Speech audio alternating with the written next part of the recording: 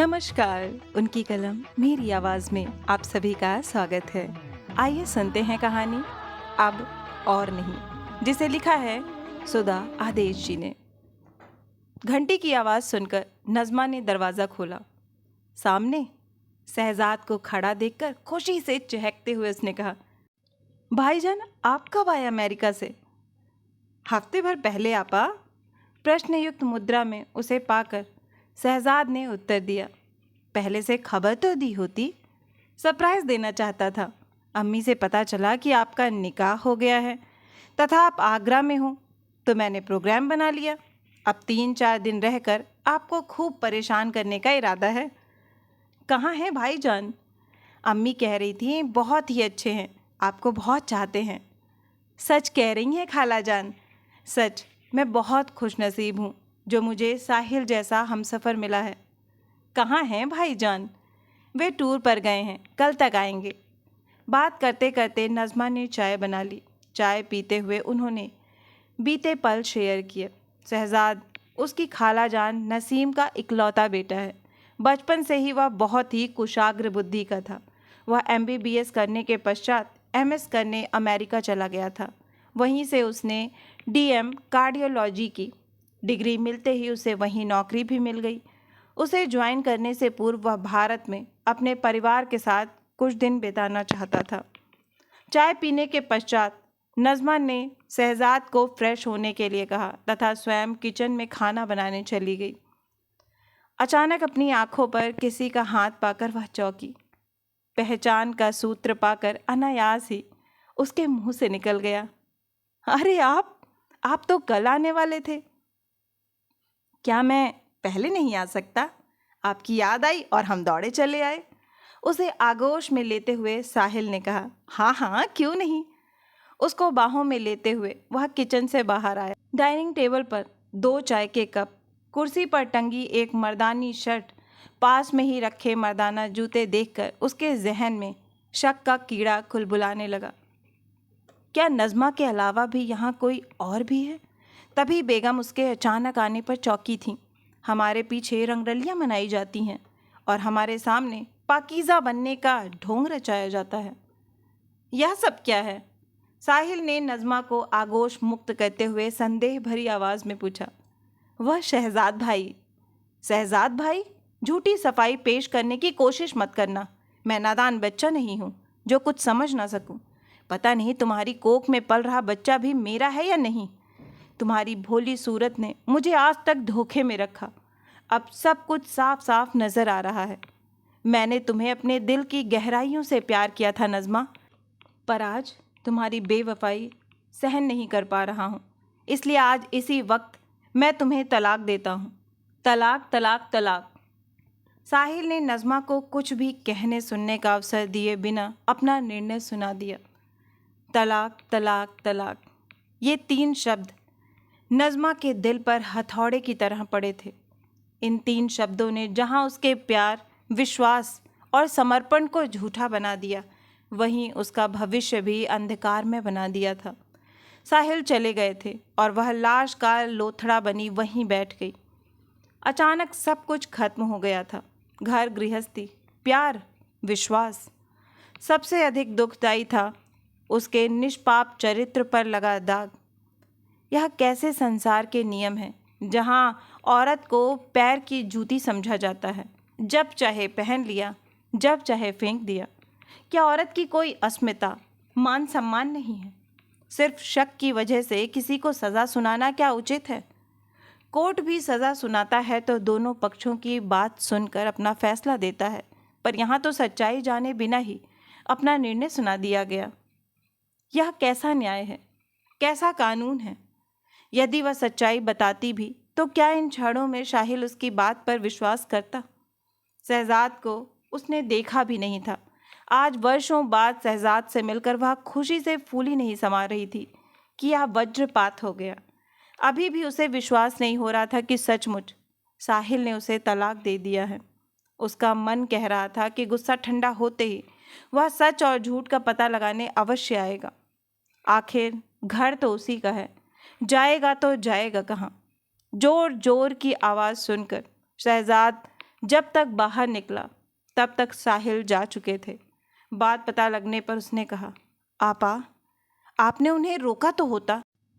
सच्चाई बताई होती तो वह ऐसा हरगिज नहीं करते।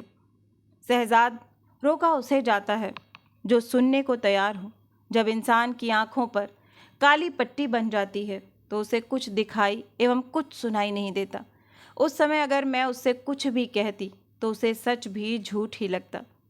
आप चिंता ना करें, सब ठीक हो जाएगा आपा। मैं जीजा जान को जाकर सारी सच्चाई बताऊंगा। नहीं भाई, तुम कहीं नहीं जाओगे। सब ठीक हो भी जाए तो भी अविश्वास की जो किरच उन्होंने चुभाई है वह क्या आसानी से निकल पाएगी। वे चाहे इस बात को एक बार भूल भी जाए, पर क्या मैं, जिसके चरित्र पर लांछन लगा है, उनकी बातें आसानी से भूल पाऊंगी? भूल पाऊंगी कि उस आदमी ने मेरे प्यार, विश्वास और समर्पण को मात्र छलावा समझा? एक ही छत के नीचे रहने पर भी क्या हमारे संबंध सहज हो पाएंगे? प्रश्न अनेक थे पर समाधान कुछ भी नहीं था। बार बार एक ही बात उसको परेशान किए जा रही थी। कैसा है औरत मर्द का यह रिश्ता जो सुई की नोक पर टिका है, जिसमें एहसास और भावनाओं की कोई कीमत नहीं है। जरा सी हवा चलने पर वर्षों के संबंध क्षण भर में बिखर जाते हैं। शायद तभी तो 3 सालों का रूहानी रिश्ता, प्यार और विश्वास 3 शब्दों की भेंट चढ़ा दिए गए। क्या उसने एक बार भी सच्चाई जानने या पूछने की कोशिश की कि वह आदमी कौन है? 3 शब्द बोलने से पहले उसे उसकी कोख में पल रहे अपने बच्चे का भी ख्याल नहीं आया। और तो और वे उसे भी नाजायज कहने से नहीं चूके। एक स्त्री के चरित्र पर इससे बड़ा लांछन और क्या लग सकता है? आपा, मैं ही मनहूस हूँ। मैंने आपके सुखी संसार में ग्रहण लगा दिया। उसे बिखरते देख शहजाद ने बेबसी से कहा, नहीं भाई, ऐसा मत सोचो। जो भाग्य में लिखा होता है वही होता है। नज़्मा ने कह तो दिया था, पर क्या वह स्वयं इस स्थिति को स्वीकार कर पा रही थी? शहजाद अलग परेशान था।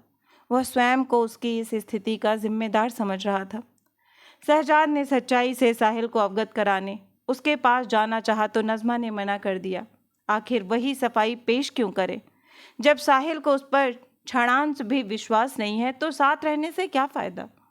पर मन के किसी कोने में एक क्षीण सी आशा छिपी थी कि शायद वह आकर उससे अपनी गलती की माफ़ी मांग लेगा, पर वह नहीं आया। अंततः वह शहजाद के साथ अपनी अम्मी के घर आ गई। अम्मी उसकी आप बीती सुनकर रोने लगी। उसके अब्बा ने साहिल के वालिद से बात की। वह भी तलाक की बात सुनकर हक्का बक्का रह गए। वह खुले दिमाग के थे। उनका सोचना था कि अगर तलाक की बात समाज में ना फैले तथा साहिल अपनी गलती सुधार ले तो बिगड़ी बात बन सकती है। जब तक वह साहिल से बात कर उसे समझा पाते। साहिल ने अपने नुमाइंदे भेज दिए उससे तलाक के हलफनामे पर उसके हस्ताक्षर लेने। नज़्मा ने कठपुतली की मानिंद उन कागज़ों पर हस्ताक्षर कर दिए थे, पर दिल और दिमाग चित्कार कर उठा था। क्या स्थिति है हमारे समाज में स्त्री की? पुरुष वर्चस्व वाले इस समाज में तलाक को इतना आसान बना दिया है कि ज़रा भी क्रोधित होने पर बिना आगा पीछा देखे पुरुष अपना निर्णय सुनाकर आज़ाद हो जाता है, और बेचारी स्त्री इसी को अपनी नियति समझ ताउम्र सजा भुगतने को विवश हो जाती है। सबसे ज़्यादा दुख तो इस बात का था कि यह सब साहिल ने किया, जिसकी बहन आयशा को भी तलाक के इस पीड़ादायी दौर से गुजरना पड़ा था। जब सुलह की पेशकश हुई तब पता चला कि उसकी बहन और बहनोई अब यदि फिर से साथ रहना चाहें तो तब तक नहीं रह सकते जब तक कि आयशा हलाला की रस्म पूरी न कर ले, अर्थात वह दूसरा विवाह करके एक रात किसी और के साथ न गुजार ले। इस नियम को सुनकर साहिल बौखला गया था तथा सोच लिया था कि वह बहन का विवाह किसी अन्य के साथ कर देगा, पर वह दोबारा उसे उस आदमी के पास नहीं भेजेगा जिसने उसका तिरस्कार किया। और अब जब अपनी बारी आई तो उसने भी बिना सोचे समझे, बिना पूछे कि वह आदमी कौन था, अपना इरादा साफ कर दिया। जाने कैसी है पुरुषों की मानसिकता। शरीर से वह भले ही साहिल से दूर हो गई थी, पर उसकी तमाम बेरुखी के बावजूद दिल उसके पास ही था। एकांत क्षणों में दिल में कसक उठती, उसकी बेवफाई पर जार जार रोती। उसकी हालत देखकर अम्मी ने कहा, बेटा, माना उसने तुझसे बेवफाई की है, पर तेरी कोख में पल रहे बच्चे का क्या कसूर? उसे तू क्यों सज़ा दे रही है? अगर तू उदास होगी तो बच्चे पर असर होगा, अतः दिल पर काबू रखकर खुश रहने की कोशिश किया कर। ठीक है अम्मी, कोशिश करूँगी। अम्मी उसके सिर पर हाथ फेरने लगी थी। उनके ममतामयी स्पर्श से उसके टूटते दिल को हौसला मिला। उसने उसी समय फैसला लिया था कि अब वह साहिल को सदा के लिए दिल से निकाल देगी। वैसे भी उस इंसान के लिए आंसू क्यों बहाए जिसने पाक रिश्ते पर शक किया, बिना सच झूठ का पता लगाए तलाक का कागज भेज दिए। वह उच्च शिक्षा प्राप्त है, अगर वह चाहे तो उसे नौकरी मिल सकती है। वह प्रयास करेगी जिससे वह स्वयं सम्मान से रह सके तथा बच्चे की भी उचित परवरिश कर सके। उसे अपने वालिद पर पूरा भरोसा था। वह उसके स्वप्नों को पूरा करने में उसका भरपूर सहयोग देंगे। वह दिन भी आया जब उसकी गोद में नन्ही गुड़िया की किलकारियाँ गूंजी। नाम रखा शमीम। उसे पाकर उसे लगा कि उसे जीने का सहारा मिल गया है। उसका दिन उसी से शुरू होता तथा रात उसी के साथ खत्म होती। धीरे धीरे 2 वर्ष बीत गए। अब उसने अब्बा से कहीं नौकरी करने की इजाज़त मांगी। उन्होंने इजाज़त ही नहीं दी, वरन प्रयास भी करने लगे। अंततः उसे एक महाविद्यालय में अध्यापिका की नौकरी मिल गई। समय गुजरने लगा। अम्मी और अब्बू की छत्र छाया में शमीम पल बढ़ रही थी। वह दिन भी आया जब उसने स्कूल जाना प्रारंभ कर दिया। इस सब के बावजूद अम्मी अब्बू सदा उसके लिए चिंतित रहते। उनकी चाहत थी कि वह दोबारा निकाह कर ले। 1-2 रिश्ते भी उन्होंने सुझाए, पर अब उसका मर्द जात पर भरोसा नहीं रहा था। क्या पता फिर कोई जरा सी गलत फहमी में फिर तलाक तलाक तलाक कहकर रिश्ता तोड़ दे। औरत ना हुई, मानो खिलौना हो गई। जब तक चाहे खेला, फिर जिंदगी से निकाल कर फेंक दिया। एक दिन वह कॉलेज से आई तो देखा साहिल अपने वालिद के साथ बैठा है। उसे देखते ही उसने कहा, मुझे माफ़ कर दो नज़मा, मुझसे बहुत बड़ी भूल हो गई थी। अब मैं तुम्हारे तथा अपनी बेटी शमीम के साथ फिर से ज़िंदगी गुजारना चाहता हूँ। मेरे साथ या शमीम के साथ? दोनों के साथ। आज 5 वर्ष पश्चात तुम्हें अपनी बेटी की याद आई? मुझे माफ़ कर दो। चलो, माफ़ किया, चलूँ तुम्हारे साथ? बेटी, हमारी शरीयत के कानून के अनुसार तुम्हें हलाला की रस्म से गुजरना होगा।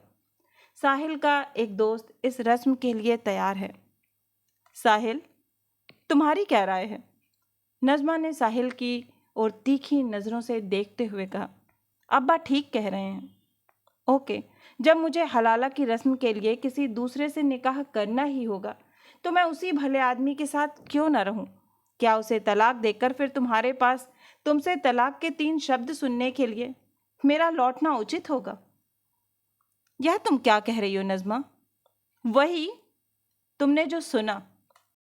मेरा भी अपना अस्तित्व है, मान सम्मान है। अब मैं किसी के हाथ की कठपुतली नहीं बन सकती, कहकर नज़मा अंदर चली गई। अब और नहीं, वह औरत है तो क्या, किसी को अपने ऊपर जुल्म करने की इजाज़त नहीं दे सकती। अभी आप सुन रहे थे कहानी अब और नहीं। आशा है कि यह हृदय स्पर्शी कहानी आपको बहुत ही पसंद आई होगी। अगर कहानी पसंद आई है तो मुझे प्रोत्साहित करने के लिए एक लाइक करें, अपनों के साथ ज़्यादा से ज़्यादा शेयर करें। नीचे कमेंट बॉक्स में कमेंट करके बताएं कि आपको कहानी कैसी लगी। और अगर आप इस परिवार का हिस्सा बनना चाहते हैं तो इस चैनल से जुड़ें और इसे सब्सक्राइब करना ना भूलें। और हाँ, नोटिफिकेशन बेल ज़रूर दबाएं जिससे आगे आने वाली हर कहानियाँ आपको समय पर मिलती रहें।